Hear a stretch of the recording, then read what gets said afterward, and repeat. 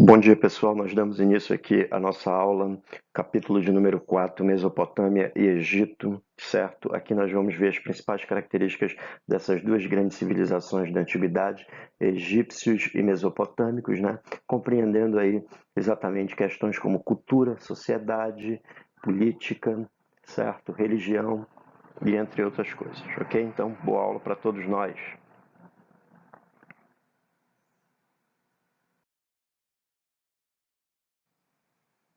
Então, a partir desse mapa aí nós podemos ver que a Mesopotâmia é uma região que fica exatamente entre dois rios, os rios Tigre e Eufrates, né?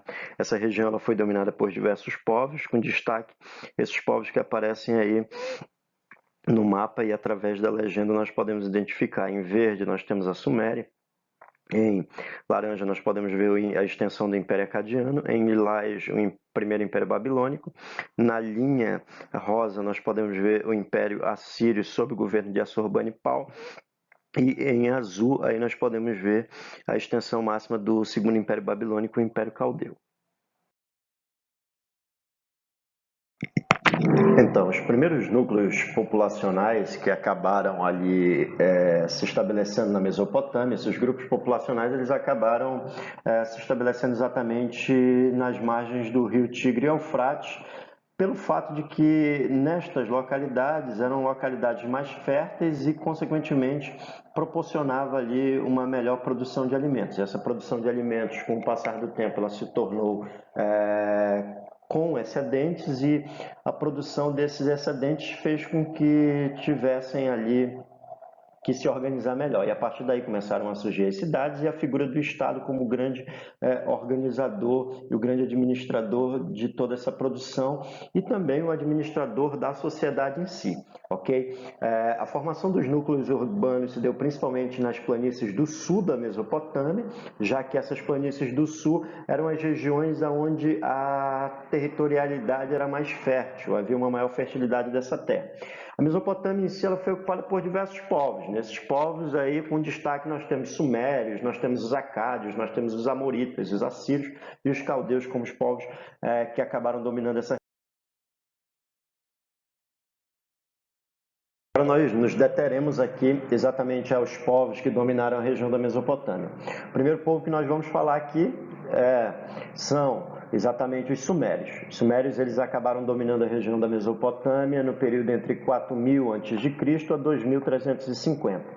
Os sumérios eles não formaram um império, eles formaram exatamente cidades-estado independentes. O que seriam exatamente essas cidades-estado independentes? Cada uma das cidades que os sumérios formavam tinha governo próprio, tinha um comércio estabelecido, estruturado, uma religião onde havia um deus protetor da cidade, onde eram feitos cultos para esse deus. Os sumérios nessas cidades tinham exatamente líderes político e religioso. Esse líder político e religioso era conhecido como patesi. Então, esse líder ele tinha função política de administração da cidade e também o culto religioso era vinculado a ele, já que esse indivíduo ele acabava sendo visto ali como um representante dos deuses na Terra. Os sumérios também inventaram a escrita, que foi exatamente o tipo de escrita cuneiforme. Era uma escrita que era feita a partir de cunhas, era uma escrita ideográfica e não uma escrita fonética. O que quer dizer isso? Uma escrita ideográfica é exatamente aquele tipo de escrita onde diversos símbolos ou sinais fazem um processo de junção ou de justaposição e a partir daí eles dão a ideia de algo ou alguma coisa. Os sumérios acabaram tendo seu processo de desintegração quando exatamente as cidades sumérias elas buscavam controlar a região, elas começaram a guerrear entre si. Isso enfraqueceu essas cidades-estados e a partir daí houve a possibilidade dos acadianos, a partir de Sargão I, dominar toda a região e é exatamente dos acadianos que nós falaremos no próximo momento. Nós podemos dizer que os acádios eles formaram o primeiro império da Mesopotâmia, né? Eles acabaram dominando a região ali por um período de 200 anos, 250 anos, de 2350 a mais ou menos 2100, foi o primeiro grande império, o primeiro grande estado mesopotâmico, como eu já disse. O fundador desse império foi exatamente o Sargão I, que conquistou exatamente uma das maiores extensões da Mesopotâmia, que é exatamente da Síria até a região do Mar da Arábia, né? Então nós temos exatamente essa grande extensão. Porém, o que a gente tem que entender é o seguinte: o Sargão conquistou, mas não unificou. Porque se ele tivesse unificado, esses povos aceitariam a submissão em certa medida, né, e glorificariam exatamente o Império Acadiano. Não foi o que aconteceu. Então, o que o Sargão acabou fazendo? Ele acabou dominando e impondo a sua força aos povos dominados. Isso fez, com o passar do tempo, que rivalidades internas acabassem por ocorrer, por não aceitarem se submeter aos acadianos. O Império acabou enfraquecendo e, a partir daí, o Império Acádio foi conquistado por outros povos, por outros agrupamentos. E um deles iremos ver no próximo quadro, no próximo slide.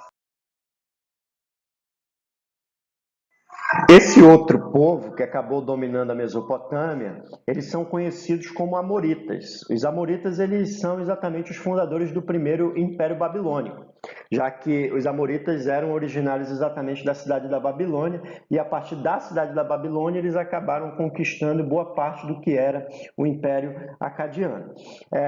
O período de dominação dos Amoritas é o período que vai de 1800 até 1600 a.C., né? O principal rei, o nome mais importante era exatamente Hammurabi.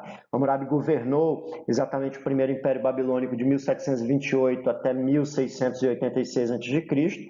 E aí o Hammurabi ele consegue ser diferente exatamente dos acadianos. Por quê?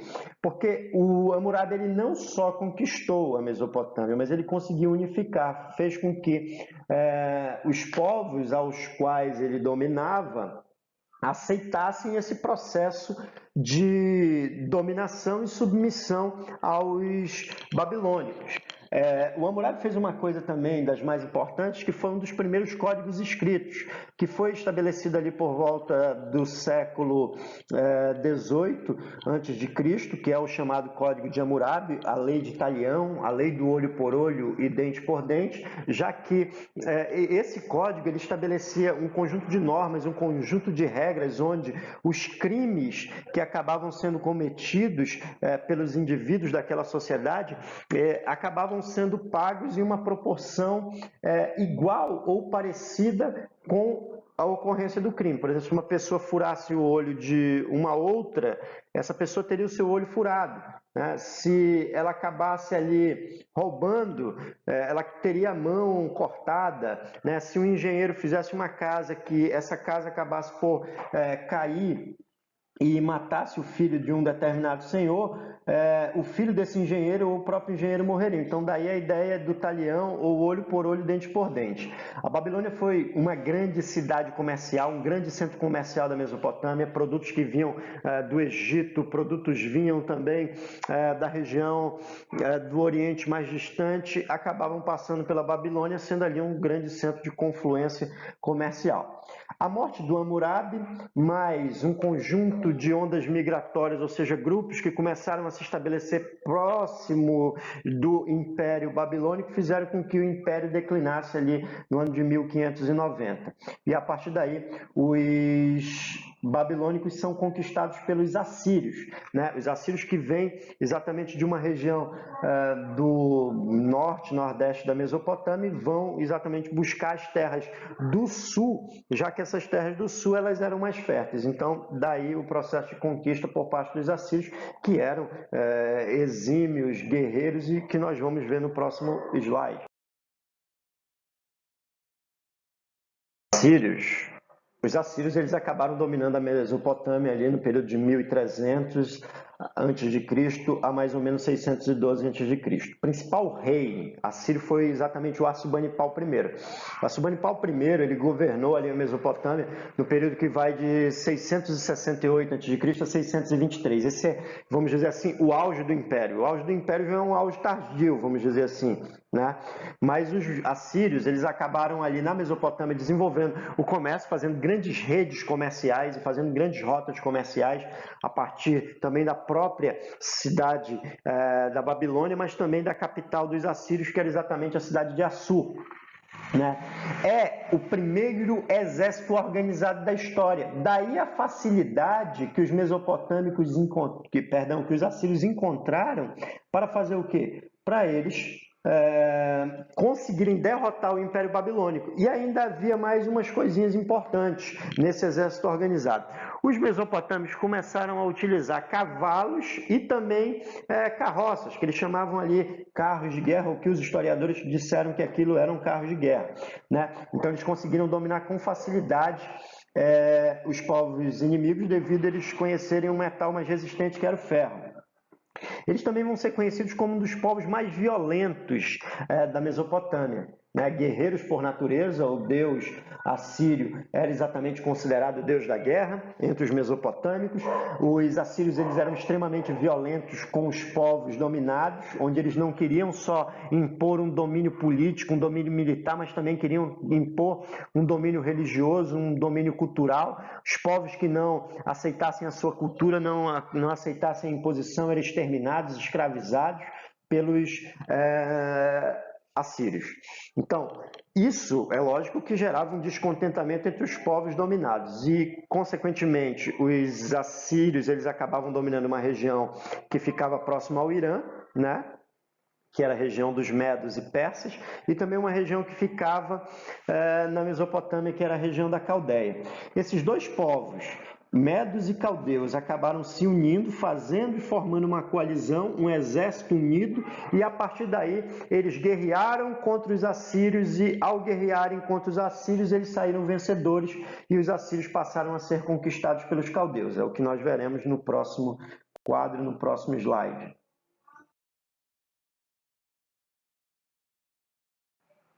Então, os caldeus, após derrotarem os assírios ali no ano de 612, os caldeus eles acabam ali por estabelecer o segundo Império Babilônico. Esse segundo Império Babilônico tem o domínio dos caldeus que vai de 612 até 539 a.C. O principal rei dos caldeus foi o Nabucodonosor II. Isso é o auge ali do Império caldeu. Nesse processo, os caldeus eles promoveram também um processo de expansão territorial, de conquistas territoriais, onde eles dominaram toda a Palestina e também uma parte significativa do Egito, principalmente ali a região do delta do Egito. Foi também no período ali do governo dos caldeus que houve exatamente a escravização dos hebreus, do povo hebreu, o denominado cativeiro da Babilônia. Alguns historiadores já consideram que os caldeus eles não levaram os hebreus para a região da Babilônia, eles apenas escravizaram os hebreus na própria região da Palestina, certo? Já que eles dominavam toda a região e toda a região era considerada Babilônia, toda a região era considerada segundo Império Babilônico ali. Né? No governo do Nabucodonosor foram construídas grandes obras públicas, essas grandes obras públicas ela se utilizava do trabalho dos servos que não estavam trabalhando na agricultura naquele momento e também acabava também sendo utilizado muitas vezes do trabalho de escravos de guerra. E alguns hebreus podem ter ido sim à Mesopotâmia justamente para trabalhar nessas obras públicas ali como escravos, né? As principais obras ali públicas que foram construídas no governo do Nabucodonosor, segundo os relatos bíblicos, são exatamente o Jardim Suspenso e a Torre de Babel, certo? A Torre de Babel que era exatamente um grande zigurate, que nós vamos ver daqui a pouco o que são os grandes zigurates. A morte do Nabucodonosor acabou proporcionando o declínio do império, que acabou sendo conquistado pelos persas. Os persas eram um povo aparentado dos medos que tinham ajudado os caldeus a derrotarem os assírios e os persas acabam dominando toda a região e os persas com Ciro, o grande conquistador, acabou fazendo exatamente o quê? Libertando todos os povos do domínio caldeu, do domínio do segundo Império Babilônico e fazendo com que esses povos eles pudessem fazer parte do Império Persa e fazendo parte do Império Persa de uma maneira mais branda, apenas pagando os impostos, não querendo ou não seguindo as suas imposições culturais, já que os persas não faziam imposições culturais aos povos, certo? Então, a gente vai ver aqui outras características da Mesopotâmia nos slides a seguir. Essa imagem é uma imagem exatamente do Martin van Hans Kerk, né, do século XVI, exatamente ali uma pintura deste pintor, uma ilustração, onde ele tenta exatamente nos mostrar como seria exatamente a Babilônia e as grandes construções do governo de Nabucodonosor. Ao fundo nós podemos ver a Torre de Babel, né? E nessa imagem mais primordial nós podemos ver os jardins suspensos. Ao fundo, nós verificamos ali a Torre de Babel, que era um zigurate, que era exatamente uma obra escalonada, era em forma piramidal, onde a base era maior, né? E aí os outros degraus ou os outros locais do prédio acabavam ali sendo menores. Correto? Então é isso que nós podemos observar exatamente por essa imagem que está sendo visualizada na tela de vocês, ok? Então vamos para o próximo item.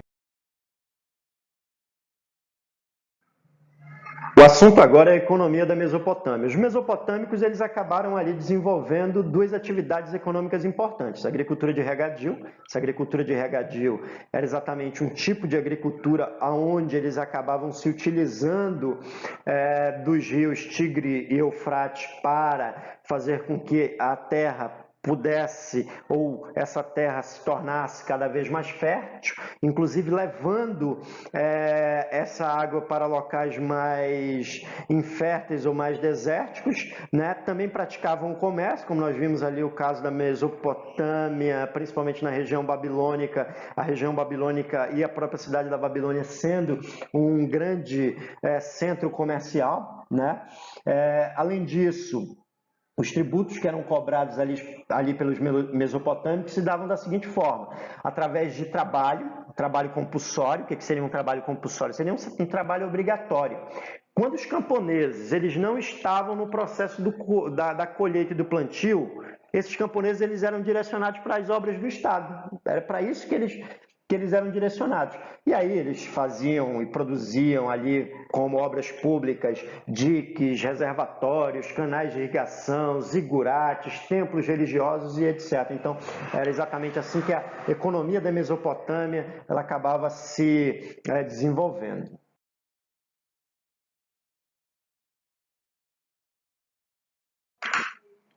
Agora, nesse momento, a gente trata da economia, da sociedade e da cultura mesopotâmica. Se nós formos pensar a sociedade da Mesopotâmia, nós podemos pensá-la da seguinte forma: ela era uma sociedade extremamente desigual, uma sociedade onde haviam dois agrupamentos básicos, as camadas privilegiadas, que eram representadas pelo patesi, pela nobreza, pelos militares, pelos sacerdotes e pelos funcionários do Estado. Esses tinham exatamente todos os privilégios existentes na Mesopotâmia, né? Terras, moravam em melhores moradias, recebiam os impostos, e as camadas baixas, camponeses, né? Trabalhadores em geral, e os escravos. Esses escravos eram o mínimo da sociedade, já que a Mesopotâmia não era uma sociedade escravista, ou melhor dizendo, não era uma sociedade escravagista, né? Haviam escravos, mas esses escravos geralmente eram provenientes de guerra, de dívidas, né? Não eram a principal base econômica. A principal base econômica era a servidão estatal. Essa atividade de trabalho, nós podemos dizer que esse modo de produção é o modo de produção asiático. O que seria o modo de produção asiático? Existe um trabalho compulsório desenvolvido pelos servos para o Estado. Então, era exatamente assim que ocorria, né? Em termos de cultura, as características são a escrita cuneiforme, né, que é exatamente aquela escrita ideográfica que eu já informei há pouco. Também uma religião politeísta, crença nos mais diversos deuses. É uma religião politeísta e animista, no sentido de que você acaba identificando os elementos da natureza como divindades ou deidades. A construção de grandes templos, que eram os zigurates, mas os zigurates eles não eram só templos religiosos. Eles eram palácios políticos, eles eram também locais de grande comércio. Então, era exatamente isso que eram os os zigurates. Também, eles acabaram desenvolvendo a astronomia, já que eles tinham essa crença também de que os astros, as estrelas também eram deidades, eles conheceram ali pelo menos 5 planetas, certo? E foram os mesopotâmicos que acabaram desenvolvendo a ideia dos signos, a ideia do zodíaco. E também desenvolveram e foram grandes matemáticos, já que eles precisavam da matemática justamente para o comércio e também para a construção, principalmente com as bases geométricas ali dos zigurates. Então, é exatamente isso quando falamos aí de Mesopotâmia.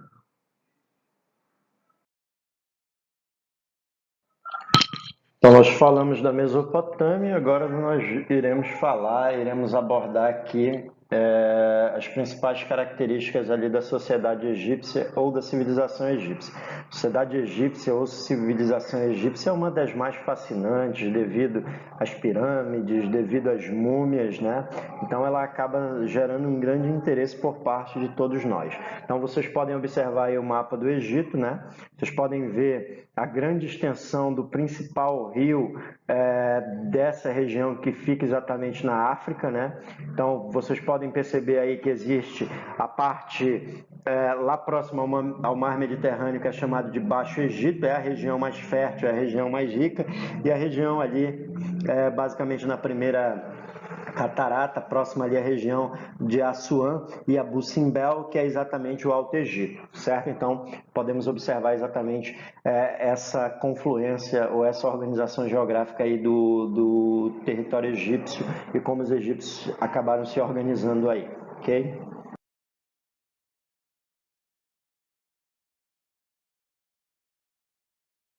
Nós podemos estabelecer algumas relações entre os egípcios e os mesopotâmicos. Quais essas relações? Que ambas as civilizações elas acabaram se estabelecendo, acabaram se fixando próximo ao leito dos rios. E por que que essa proximidade ao leito dos rios ela é importante? E aí, mais uma vez, vou ressaltar o porquê. Pelo fato de que essas regiões são regiões localizadas em áreas de bastante fertilidade, na proximidade desses rios, o que possibilita exatamente uma melhor colheita, certo? Então, a civilização egípcia se desenvolveu exatamente às margens do rio Nilo, e a partir das cheias periódicas do Nilo e da descida dessa água, fazia com que a região ela ficasse fertilizada com humus. E esse humus acabava ali promovendo uma agricultura em larga escala, o que possibilitava exatamente produzir alimentos para a sociedade e ainda sobrar alimentos para serem comercializados. A civilização egípcia ela se formou ali entre o período de 5.000 a 3.500 anos, né? Foi o período de formação, onde diversos grupos acabaram se estabelecendo nas margens do rio Nilo, né? Que formavam colônias agrícolas ou aldeias agrícolas, né? Os denominados nomos. E essas localidades tinham ali como líderes máximos os chamados nomarcas, que eram líderes ali políticos, né? Eram líderes militares e também líderes religiosos da região. Porém, por volta ali do período entre 3.200 e 3.100 anos antes de Cristo, um nomarca desses, um nomarca das terras do Alto Egito, as terras do sul, que eram terras menos férteis, acabou dominando toda a região do sul, se tornando o nomarca principal de toda essa região, e aí se voltou exatamente para a região norte.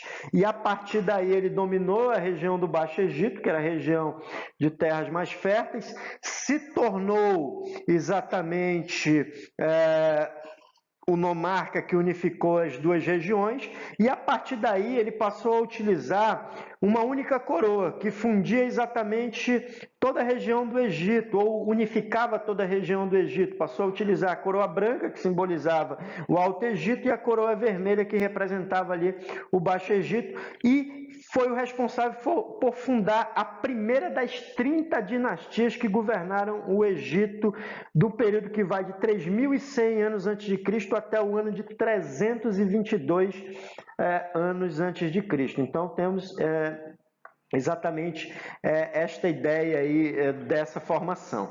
E nesse processo o Egito passa a ser simbolizado e passa a ser descrito pelos historiadores como um estado teocrático, que vem a ser um estado teocrático. Um estado que ele é governado pelo próprio Deus, já que o faraó era considerado o deus egípcio, o faraó era considerado o grande deus, né? Ou um dos grandes deuses, melhor dizendo, não vou dizer que ele é o grande deus, mas ele é um deus dos mais importantes, já que ele é exatamente a encarnação do deus Amon-Ra, então ele passa a ser ali um dos deuses mais importantes do Egito. Politicamente, o Egito ele pode ser dividido ali em 3 momentos: o Antigo Império, o Médio Império e o Novo Império. Nesse Antigo Império, nós temos as características que são exatamente as seguintes, né? É um período que vai de 2575 a 2134, vai das dinastias 4 até a dinastia 8. Né? E aí nós temos o denominado Médio Império, que vai de 2040 a 1640, as dinastias 11 e as dinastias 14, e o Império Novo, ou Novo Império, que vai exatamente de 1550 a 1070, com as dinastias 18 e dinastia 20, e a época tardia, passado ali o terceiro período intermediário, 712 a 332 anos antes de Cristo. Então, essas ali seriam, ou essas aí são as principais características iniciais aí dessa discussão sobre o Egito. Agora vamos, né, para questões mais específicas aí, ok? A gente fala agora de economia. No Egito, o Estado controlava tudo, né? E o Estado ele controlava o trabalho dos camponeses, muito parecido com a Mesopotâmia. E o Estado egípcio também fazia com que os trabalhadores, no momento onde os camponeses, os felais no caso, no momento em que eles não estivessem trabalhando nas colheitas, eles deveriam trabalhar nas obras públicas, né? Então o Estado acabava ali controlando essas obras hidráulicas, que nós podemos chamar de obras hidráulicas devido ao fato de que são obras onde se construíam canais de irrigação para que a partir daí a água pudesse chegar a locais menos férteis, né? O Estado também cobrava os tributos, esses tributos eles poderiam ser cobrados em forma de trabalho compulsório, trabalho obrigatório, ou mesmo até, vamos dizer assim, que a cobrança de tributos ela se dava através daquilo que era produzido pelos camponeses, né? O trigo, né? O papiro e entre outras coisas, né? Que acabavam sendo produzidas ali. O comércio, os egípcios praticavam ali um comércio bastante intenso com a região de Cush, que é a região da Núbia, né? E o artesanato. Os artesãos eles produziam principalmente peças para a realeza, para a nobreza. Os camponeses, os chamados felais, eles cumpriam um papel central na produção econômica, né? Eles trabalhavam na construção das pirâmides, eles trabalhavam nas obras de construção de diques, nas obras de canais de irrigação, nas plantações, pagavam os tributos, certo? Então os camponeses eles tinham ali um papel primordial e um papel de extrema relevância. Nós vamos ver como a sociedade egípcia estava organizada a partir do próximo quadro. Vamos lá. Então, vejamos só essa imagem. A sociedade egípcia aí, num formato de pirâmide, né? No topo dessa pirâmide está quem? O faraó, que era personificado como a pessoa mais importante da sociedade egípcia. Ele era o soberano, ele era divino. Aí a sociedade egípcia ela ser teocrática. Abaixo desse faraó estavam ali os sacerdotes e os altos funcionários do Estado. Esse grupo ali era um grupo privilegiado, era o grupo que organizava o trabalho, era o grupo que decidia todas as ações em termos administrativos, eram os conselheiros do faraó, né? E os sacerdotes eles ainda organizavam ali o culto aos deuses.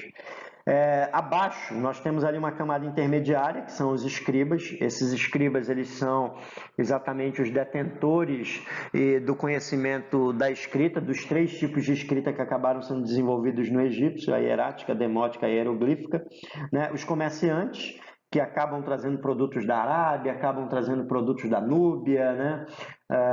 E os artesãos que produziam ali as obras de arte, as peças em joias que eram relacionadas ali às camadas superiores. Nós temos os camponeses, que era a maior parte da população, né? Pagavam os tributos, trabalhavam nas obras públicas, e também temos lá na base os escravos. Assim como a Mesopotâmia, os egípcios não são uma sociedade escravagista, eles vivem ali a partir do modo de produção asiática, esse modo de produção asiática exatamente fazendo com que os servos eles trabalhem compulsoriamente. Okay? Então, essa é a sociedade egípcia, uma sociedade estamental, e além disso, o que eu digo a vocês também é que não há ascensão social, tá? Quem é camponês, nasceu camponês, vai morrer camponês. Não vai se tornar um comerciante, não vai se tornar um escriba, não vai se tornar um sacerdote, coisa nenhuma. Continua nesse mesmo padrão, nessa mesma escala social, ok?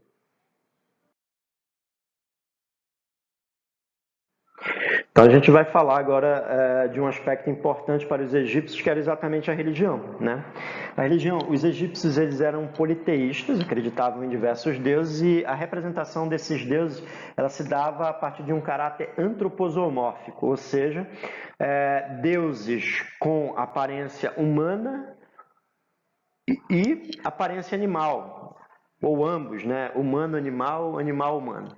Então tínhamos exatamente isso. Eles acreditavam em vida após a morte, eles acreditavam em vida após a morte, eles acabaram por essa crença na vida após a morte, criando técnicas para a conservação dos corpos, né? E a partir daí eles desenvolveram as técnicas de mumificação. Essas técnicas de mumificação, eles acabavam ali fazendo com que houvesse a conservação desses corpos, porque eles acreditavam ali que quando a alma precisasse voltar para o corpo, esse corpo ele teria que estar em condições as melhores possíveis para receber a alma, né? Todas essas técnicas acabaram influenciando ali as artes egípcias, que eram artes nas paredes, principalmente ali das pirâmides, influenciadas com cenas cotidianas, mas também com cenas religiosas, né? Inclusive um códice que é encontrado, que é o Livro dos Mortos, retrata bem isso. Mas os egípcios, no século 14 a.C., os egípcios eles tentaram, ou um imperador egípcio tentou implementar um monoteísmo. Por que ele tentou implementar esse monoteísmo? Porque os sacerdotes eles estavam com um poder mais elevado que o do faraó. E aí, por terem um poder mais elevado que o do faraó, esse imperador Amenófis IV, ele acabou criando um culto monoteísta ao deus Atom, que era o Sol, o disco solar. E ele próprio mudou de nome. Né? Ele passou a se chamar Akenaton, que era exatamente o quê? O filho de Atom.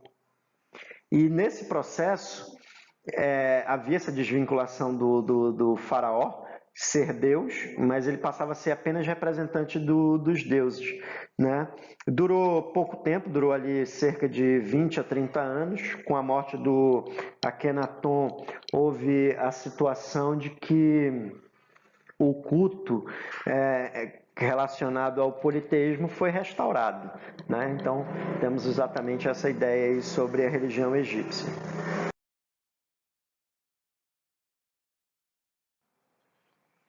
Então, nesse exato momento agora, a gente aborda aqui as questões culturais do Egito Antigo, né? Então, os egípcios eles se destacaram ali na arquitetura na construção de templos, esses templos exatamente com caráter religioso, para o culto ali dos deuses politeístas egípcios, né? Com principal direcionamento para aquela trindade Ísis, Osíris e Horus, né?